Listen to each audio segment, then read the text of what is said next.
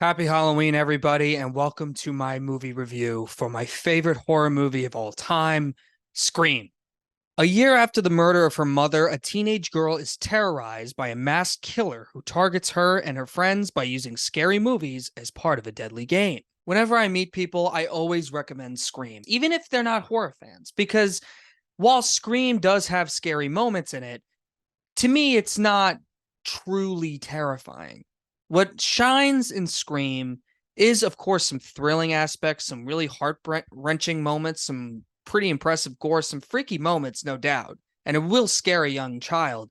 But what I really love about Scream is just how fun it is. The thing that really stands out about Scream specifically is a really unique thing that they have, and that's an incredible intro. It's one of the greatest introduction scenes to a film you'll ever see, not just in horror, but in general. Drew Barrymore was a huge star at the time in 1996, and the marketing campaign did a really good job of what ultimately happens to her character and completely leaving that out. You see her in the poster, she's in a lot of the trailers, and nobody knew what happened or what would happen to Casey Becker, the character she plays. It's really one of the greatest scenes I've ever seen. And it honestly, it's his own short film.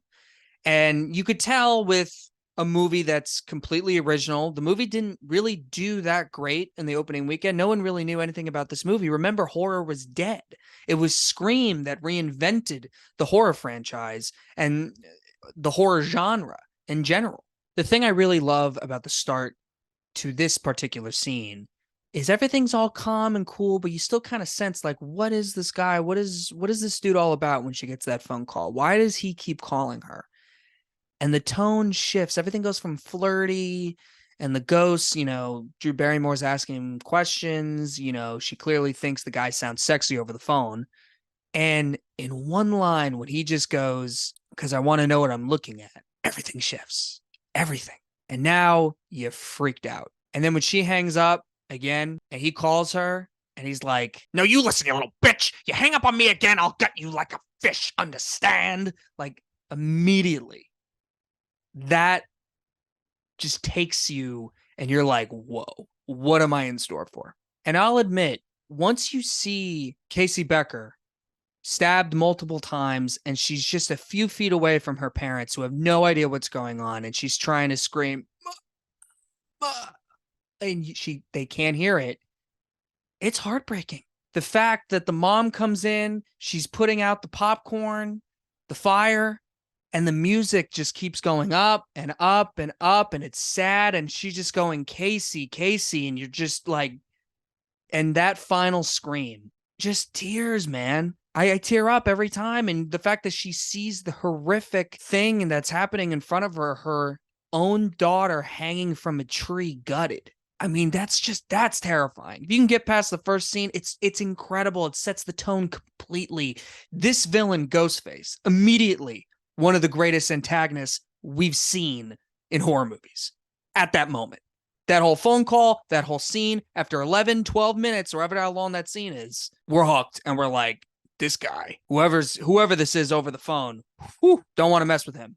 Don't want to be around when he's around. Let's talk about Neve Campbell as Sidney Prescott.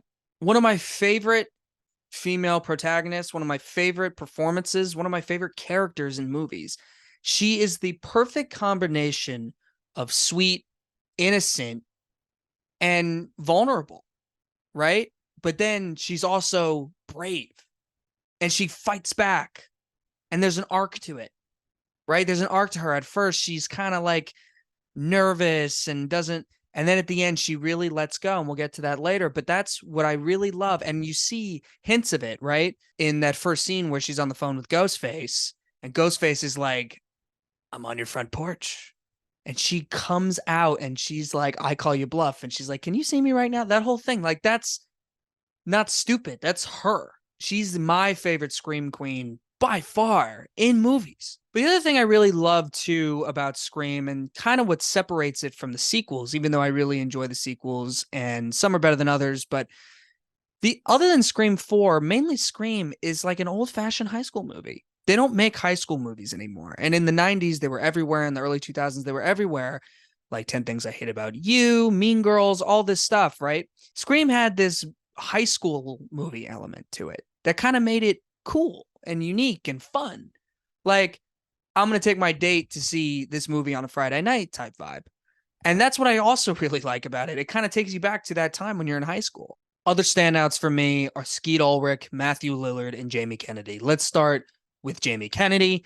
Jamie Kennedy has one of the famous scenes in the movie where he goes into that monologue about talking about the horror movie rules. They're making fun of the fact that they're doing all this stuff. Scream at times feels like that conversation that you're having with your friends about what usually happens in horror movies. Matthew Lillard, man. I want to see this guy in more movies. Five Nights at Freddy's is out right now. I'm glad it's doing well, mainly because he's in it. He's good in other stuff too. If you've ever seen Ed Burns' The Groomsmen, not an amazing movie or anything. It's a small budget film, and Matthew Lillard's in it, and he's really good as that character. And Matthew Lillard's great in everything I see. He's always fun. He's always the best part. Even that bad Scooby-Doo movie that most of my generation is nostalgic for, including myself, Matthew Lillard's great. He's perfect as Shaggy. And he's so damn over the top at times, but fun and just completely let go off the reins, like over the top in a good way. Wes Craven saw what Lillard can be and was like, that's a psycho. And when Lillard's at the end just screaming and spitting out of his mouth, it's you're seeing a real psychopath there, but he's also got this charisma to him and vulnerability that when Billy hits him with the phone, fucking hit me with the phone, dick, and like stuff like that, like all you could tell. And when he's just like, did you really call the police? Peer pressure is the reason why I killed all those people. Like, I love his character. He's not a good guy, obviously, but he's fun. And you need a fun performance to play an unlikable dude like that. And that leads me to Skeet Ulrich. Skeet Ulrich is the pretty boy. He's constantly teased early on in the movie that he's the killer. If you're seeing this movie for the first time, you totally draw him out. It's like, oh, he didn't do it. He didn't make those calls. He didn't do this. He does. Little do you know, there's two killers. And Billy's death is framed, and you don't know that at all.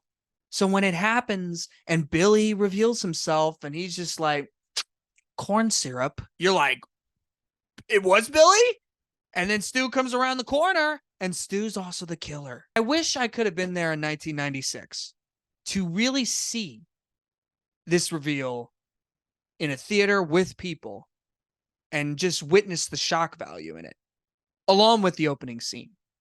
It's one of my biggest what if moments is like this being at Scream opening night and witnessing the first 10, 12 minutes, and then also witnessing the reveal at the end. The Scream films are whodunits, and all the sequels have killers, multiple killers, one killer. Like, they all have those, but no one, and I'm not sure not one movie is going to overcome or outdo Billy and Stu.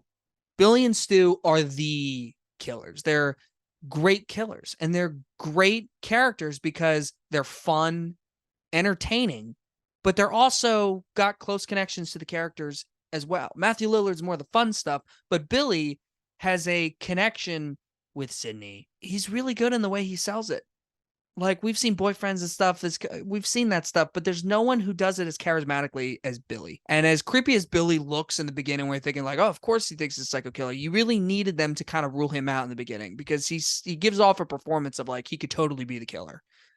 And when he looks at Sidney after they have sex, and he goes, "What do I have to prove for you to think I'm not a killer?" And he gives you that look where you're like, this guy's a psycho. I want to talk about Courtney Cox and David Arquette. Obviously, we know they started a relationship after this movie. With Courtney Cox, she's straight in Friends. This is like her high point in her career. She's in Friends, and now she's in Scream. Yeah, she wants the publicity for her book. That's Gale Weathers, all that stuff, right? But she also was right about the Cotton Weary thing. And when you hear that element of the story, that it was possible that Sidney, after realizing, after her mother died a year ago, Sidney is now in a situation where she's starting to doubt things because the killer's saying if you hang up on me, you'll die, just like your mother. So she knows that, oh, wait, no, this guy is probably the dude that killed my mom, not Cotton Weary. So Gale Weathers may have a point. And, obviously they went on further with that in Scream 2, but that whole element is also like a doubt. And it set up sequels. And Gale Weathers has moments where she could be like, oh, this stuck up person talking to Kenny, and she's like, move your fat tub of lard ass now. Like that whole thing is Gale Weathers, but she could also be the sweet side. She really has a connection with Dewey. You really feel it. And it's cute. At first you think, oh, she's just playing it, to get involved in the story, to get a lead on the story. But you also, as it goes on, it changes and they have better chemistry. Speaking of Kenny, the whole behind you and the 30-second delay moment, genius. Genius. For a meta horror movie, if you're going to go in that direction, when you make fun of the horror movie cliches, that summarizes Scream. Jamie Kennedy's like, behind you, and Ghostface right behind him. It's great. You think, is he going to kill him? Is he going to kill him? And then when Sydney screams and the 30-second delay with Kenny and the suspense and the buildup right to when Ghostface slits Kenny's throat, great stuff. And then later on, when Gale Weathers is trying to get out, she goes into the van and she puts the windshield wipers on and the blood just and her face to see her reaction.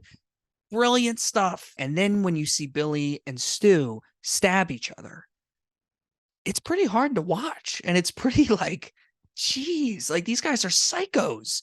As for flaws, there's not really many I have with this film, although there is one element to the movie that I find very strange, and it's the principal, played by Henry Winkler. His character that's very strange, where they almost try to make you think that he's the killer in some ways, where he holds Sydney's chin.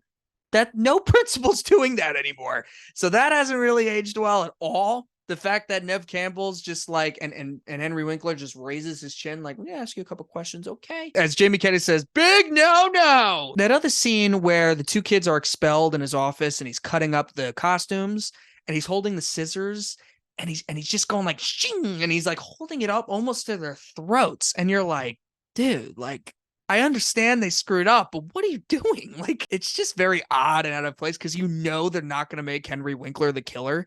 That never enters your mind. Guys, at the end of the day, Scream still holds up all these years later. And if you ask me, considering how the sequels have been so successful and critically acclaimed, I think it's the greatest horror movie franchise of all time when you consider it from a quality standpoint. Because if you look at their sequels and you compare it to the sequels of many others, also taking in account how amazing the original film is. I mean, how many good franchises have good sixth movies? Scream 6 I thought was good. Friday the 13th can't compete with that. I struggle to think Friday the 13th, the original film, is even that great. Nightmare on Elm Street can't compare. Halloween, maybe, because they have an iconic villain. That original film was so great, but a lot of those sequels are pretty terrible. And I'm not like the biggest fan of the David Gordon Green ones either. I can't go this review without talking about Wes Craven, how great he was of a filmmaker, and I really wish he was still making movies. Post Wes Craven, they still have been able to do a good job. And I think if you have a really good character like Ghostface, because let's face it, even though many killers have been Ghostface, Roger L. Jackson, he's Ghostface. Scream is one of my favorite movies of all time, not even just horror. It's really one of my favorite movies of all time. It's one of the first movies that got me into movies in general. It's a movie I watch every year around Halloween and even without Halloween. It's just that good. I hope you guys had a great Halloween. I just wanted to get this review out there, a movie I'm really passionate about for this Halloween edition of JB Films. I hope you guys enjoyed, and you'll see me next time with more stuff. Happy Halloween.